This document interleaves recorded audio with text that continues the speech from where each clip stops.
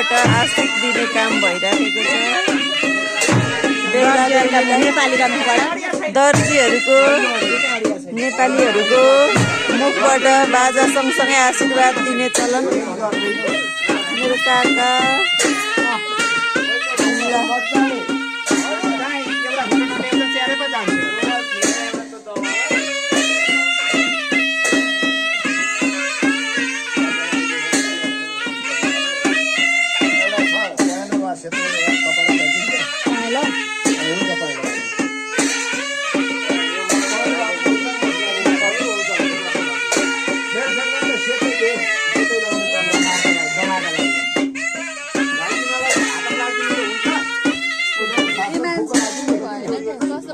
बाजा